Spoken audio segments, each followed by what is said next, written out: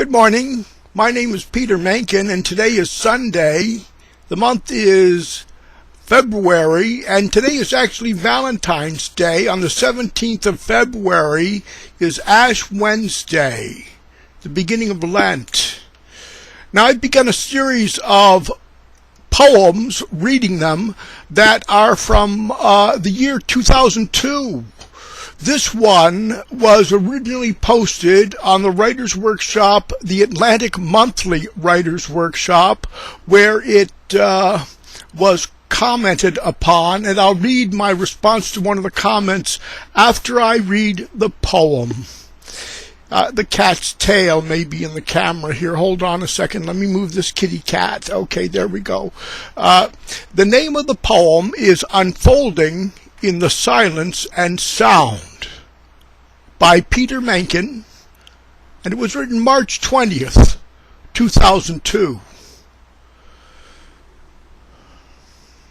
Came to Lent this season with fear of the Lord and weakness, asked of Christ that the moon will not strike at night, nor when lost among strangers cause me adversity of pain.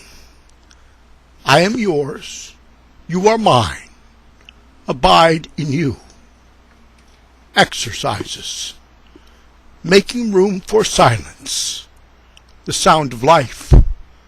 Listening as penance. These weeks, long time. Intimate moments in people's talk, their voices about Triune God mystery mark the weeks. Barren depths of sin reveal themselves. This is unfolding.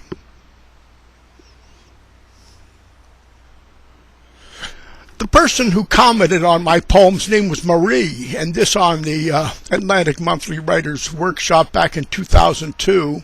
And I responded by saying I wanted to write a poem about this Lenten season, and I felt the need to express the sense of penance and knowledge of sin. I think there is a measure of suffering, and what I intended to convey was the mood of the darker depths of knowing our failings, inarticulate as that knowledge may be. This is a religious poem, and maybe one not so theologically sound or accurate in a mass experience sense. If there are parts that touch one, parts of the poem that is, then it succeeds. I do not think it holds large truths too high for itself, even though it says there can be a kind of penitential experience in listening. The idea here is a contemplative one, and it is in time with the contemplative notion that one hears God. One may speak, but one hears.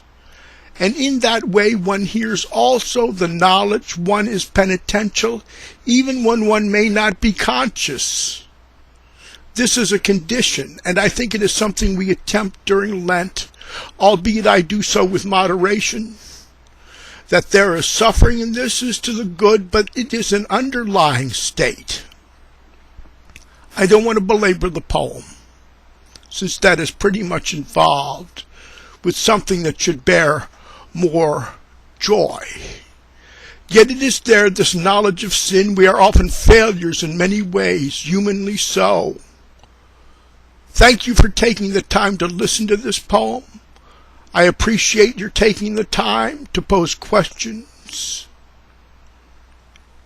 Thank you for the allowance of having an ambition with this work.